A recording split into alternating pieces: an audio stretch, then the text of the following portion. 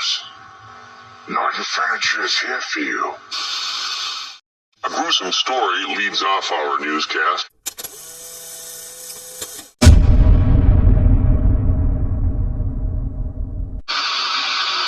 From the years 1979 to 1980, the community of Tweed's Head, which is located on the north coast of Australia, was terrorized by a serial predator and murderer dubbed the Balaclava Killer. In time, the search for the suspect would become one of the biggest manhunts in Australian history. And unfortunately, although new revelations have come to light since, this case remains tragically unsolved. Today, we're going to dig into the mystery and horrific crimes of the Balaclava Killer.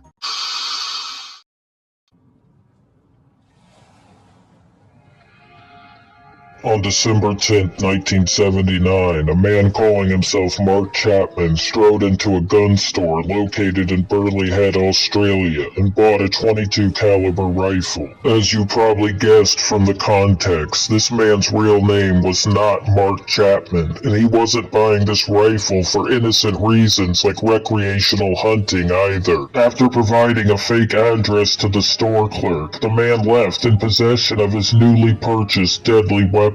And tragically, the supposed Mark Chapman would go on to use this exact weapon in the commission of a long string of heinous crimes. On the day of December 15, 1979, a woman was abducted at gunpoint from her home on the beautiful Gold Coast. As she was just casually relaxing and reading a book, a man with his face obscured by a black balaclava forced his way into the home. After placing the terrified woman into the back of her own vehicle, the perpetrator then drove them both to the hinterlands, where he would go on to force himself upon the innocent woman multiple times. Following this most vicious of attacks, the masked man forced the woman into the trunk of the car and then proceeded to drive to the beach, and once there to abandon the vehicle, leaving the helpless woman still trapped within. Luckily, passerby heard her screams for help coming from inside the trunk and were able to rescue her. With temperatures hitting incredible highs in Australia, it's very likely that if concerned citizens hadn't heard the woman's terrified screams, before long she almost certainly would have perished from heat exposure. So, it was only by mere happenstance that the man avoided becoming a murderer right then and there. But for him, that lucky streak wouldn't last long. The victim in this case provided as much of a description of the suspect to the police as she could, despite the fact that he was wearing a mask, and immediately the authorities sprang into action, searching for the dangerous criminal. Is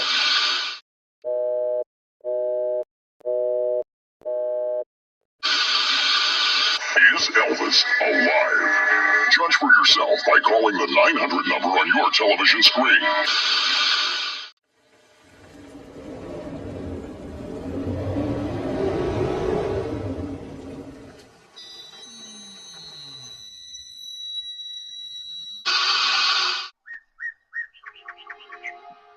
The police had an ominous feeling that the suspect would soon strike again, and sadly their suspicions were proven right when, just a mere 2 weeks after the first incident, on December 24th, 1979, the same man would go on to ambush a couple at gunpoint as they were just sitting in their parked car. Sadistically, the masked man forced the boyfriend to watch as he sexually assaulted his girlfriend right in front of him over and over again. Bizarrely, after the depraved attack was finally finished, the masked man apologized profusely to the victims and then fled the scene. At this point, the authorities knew for certain that they had a monster on their hands. Until this man was apprehended, absolutely no one in the community was safe. And, as though trying to prove their point, on the very next day, the same man attacked another couple inside their vehicle while wearing a black black balaclava. Disgustingly, the wife was forced to bind her own husband's hands so that he wouldn't be able to interfere in her assault. Once again displaying his sick, sadistic tendencies, the husband was forced to watch as his defenseless spouse was assaulted. This incident confirmed to the authorities and to the community at large that they were dealing with a serial offender.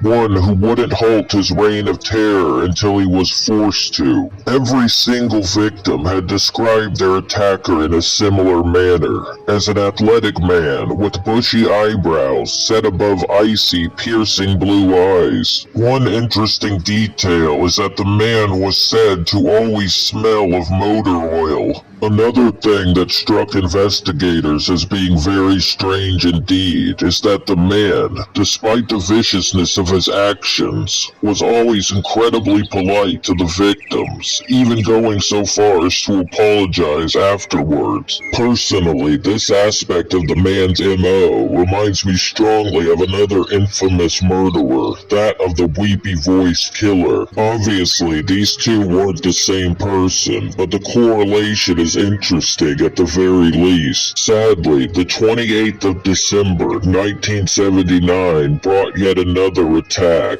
This time, within their own home, the woman was once again forced to tie up her partner's hands before being viciously set upon and sexually assaulted. Following this brutal attack, on the 25th of January, 1980, yet another couple was assaulted while they were at home together. This time, however, things went slightly differently. With multi-functional size! Oh, grumbly!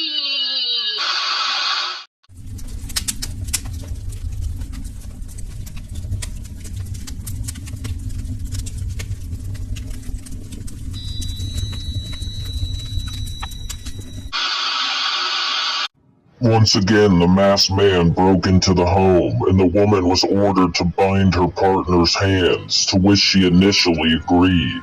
However, before events could progress any further, the woman cried out and begged her captor not to hurt them, informing the man that she was currently pregnant. Upon hearing this vital information, the suspect apologized profusely and quickly left the scene. Meanwhile, the police were working to the limits of their abilities in order to catch the culprit. The police needed to close this case as quickly as possible, as news of the masked man was spreading fear throughout the whole community. Unfortunately, the police felt certain that it was only a matter of time before the perpetrator struck again, and sadly, they were correct. On the 2nd of February, 1980, in Tweed's Head, a couple was sitting together in a car. The two were on a date, but unfortunately their romantic evening together was about to take a major turn for the worse. At approximately 1:30 a.m., 33-year-old Jeff Parkinson stepped out of the vehicle in order to open the passenger door for his girlfriend,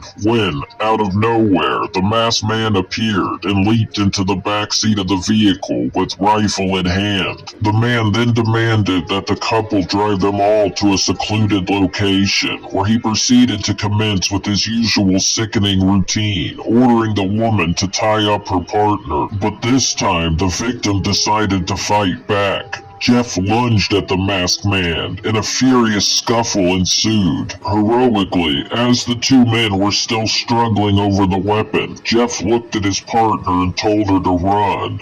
And she did. Soon, the woman was able to signal to a passing motorist for help. But sadly, as she did so, she heard gunshots ring out in the distance. Jeff had fought very valiantly, but in the end, he tragically lost his life. Immediately, the police were called to the scene of the crime. The officers who arrived found Jeff's body, dead with 3 gunshot wounds to the torso. The masked man was no longer just a rapist. Now he was a murderer.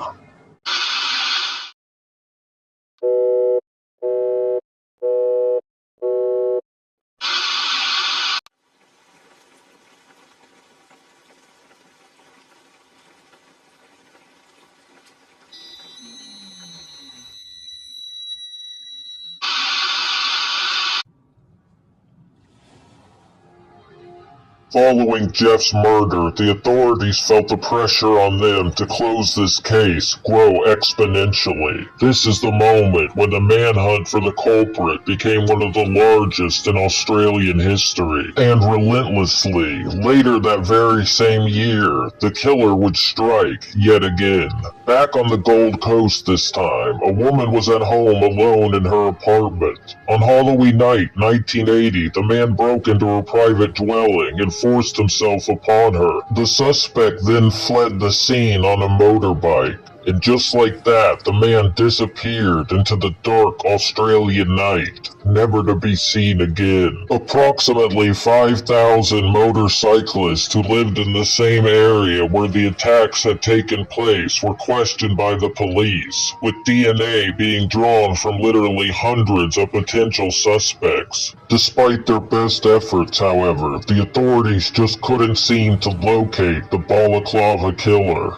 Investigators were able to track the firearm used by the suspect in the commission of his crimes back to the gun shop located in West Burleigh. However, as I mentioned previously, the man had given the clerk a false name and address, so this lead went nowhere. Fortunately, the shop owner had seen the man's face though, and so was able to provide a description of him to the authorities. This description closely matched the ones they'd already been given previously, but alas, no further leads came from this information. Eventually, the case went cold and was closed, only to be reopened again in 2008. The police retested and reviewed all their collected DNA evidence, but sadly, these efforts led nowhere. However, the authorities, along with some internet sleuths, do have one theory about who the Balaclava killer could possibly be.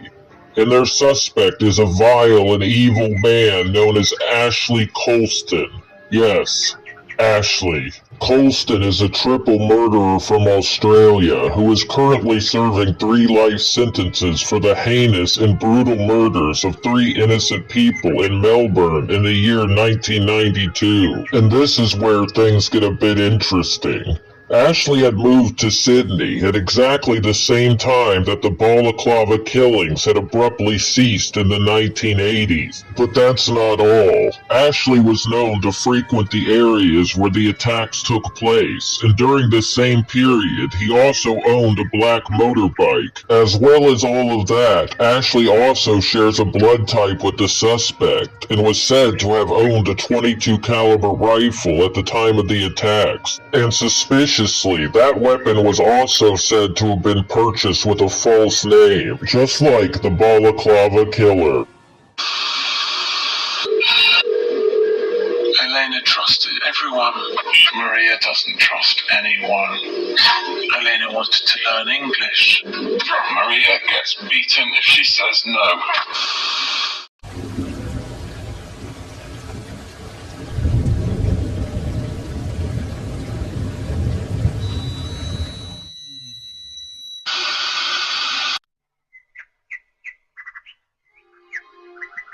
In the 1980s, another infamous criminal held all of Australia in a reign of terror. I am speaking, of course, about the man known simply as Mr. Cruel.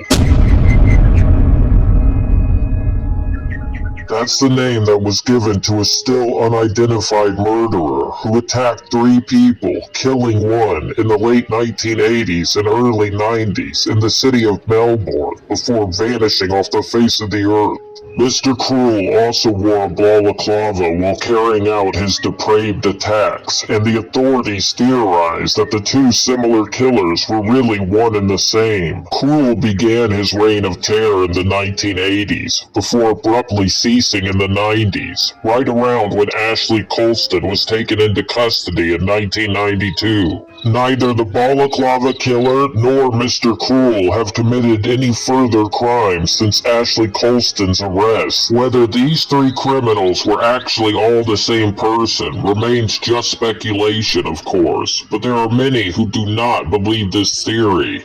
Most people in law enforcement who work this case, however, do believe that the Balaclava killer is currently in prison for other crimes. Whether it's Ashley Colston or not remains to be seen. They believe this because if the killer was still on the loose, there's no doubt in their minds that he'd still be committing crimes to this very day. Unfortunately, despite there being a $50,000 reward for any information, this case remains tragically unsolved.